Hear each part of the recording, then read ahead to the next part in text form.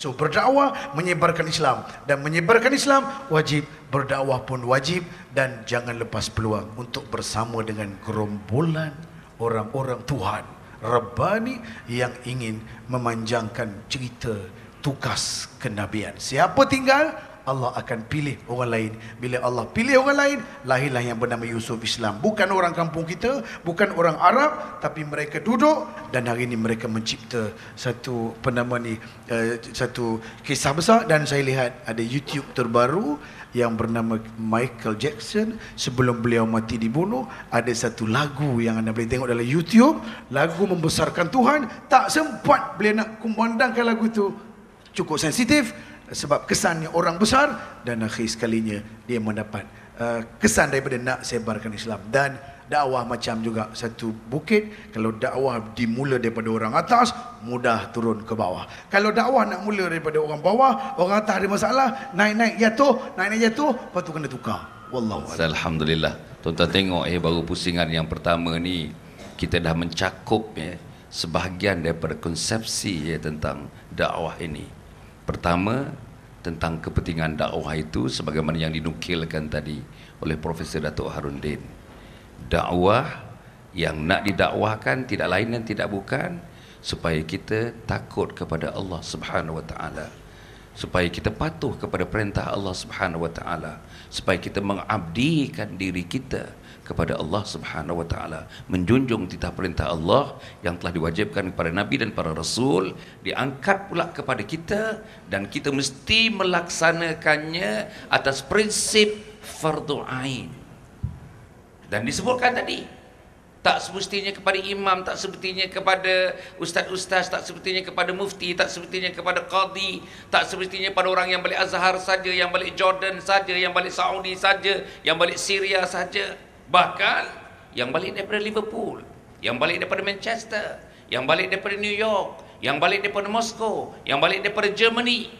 Saudara, sebab itu tuan-tuan lihat bila sudah disebut sebagai satu kewajipan fardu ain, tuan-tuan tahulah apa implikasinya dalam hidup di dunia. Dan implikasi hidup bila bertemu dengan Allah kalau kita tidak memegang prinsip-prinsip dakwah dalam hidup kita. Habis pusingan yang pertama.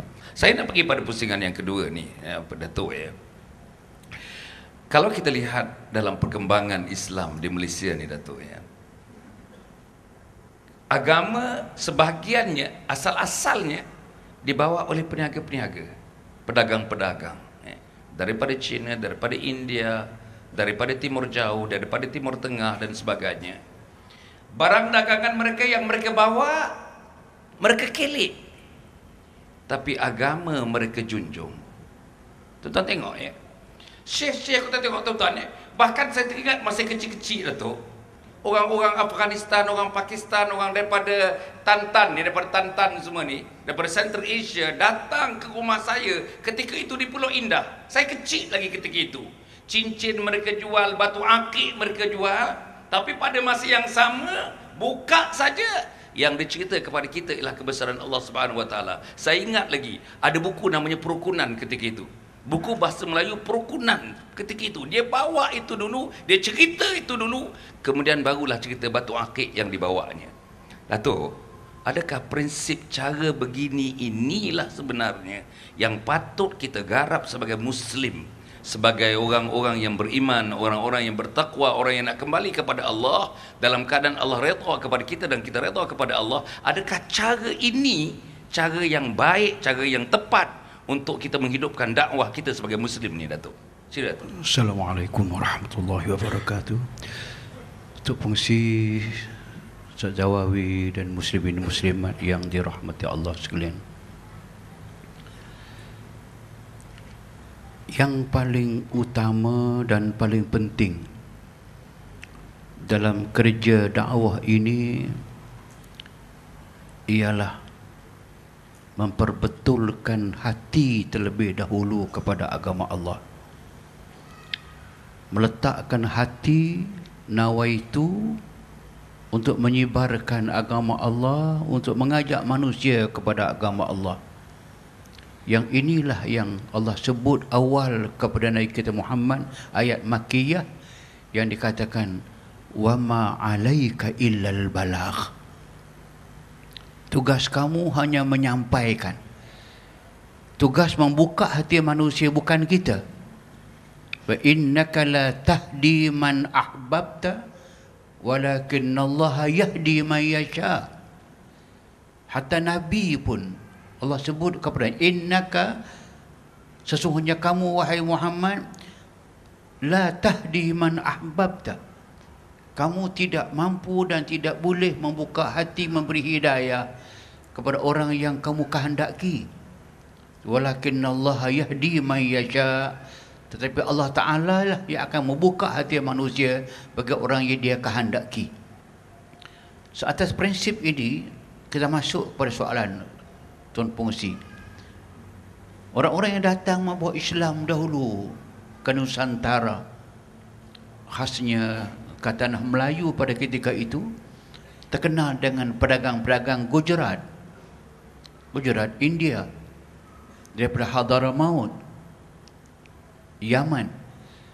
Mereka bukanlah orang-orang yang mahir sangat dalam kerja dakwah, bukan alim sangat dalam kerja dakwah. Kerana mereka, kerjaya mereka, profesion mereka, berniaga itulah yang lebih dominan, yang lebih kita nampak.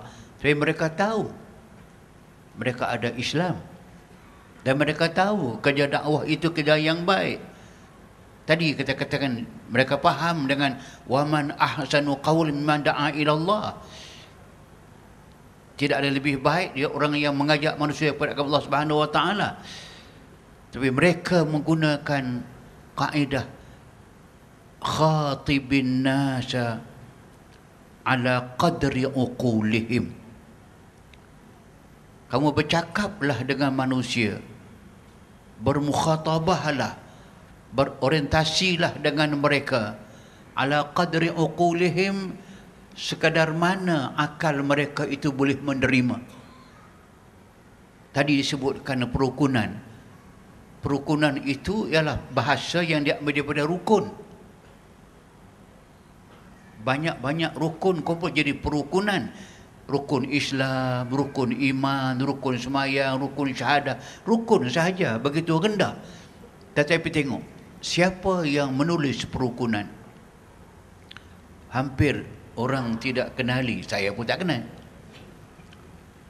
Kerana dia tulis itu dengan hati yang benar-benar ikhlas kepada Allah, nak mengajak orang, nak mengajar orang yang muda-muda ala qadri uqulihim.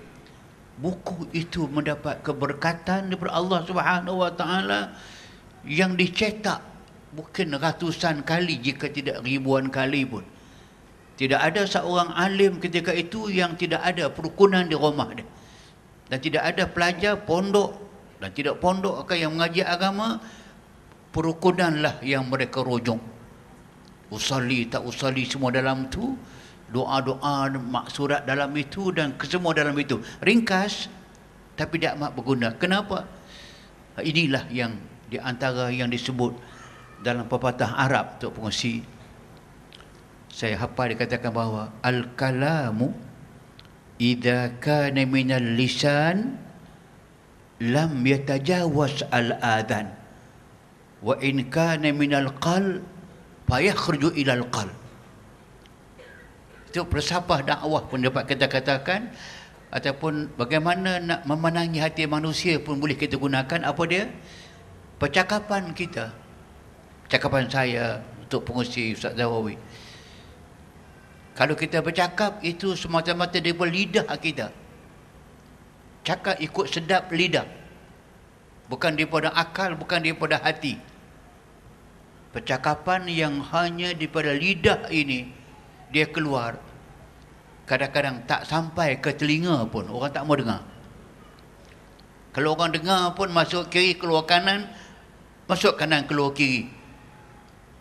Itu percakapan, seruan kalau semata-mata kerana dengan lidah sahaja, dengan tidak menggunakan isi hati yang benar-benar nak sampaikan kepada orang, maka pepatah Arab kata cakap yang macam itu tidak masuk dalam telinga. Wa in kana minal qalb,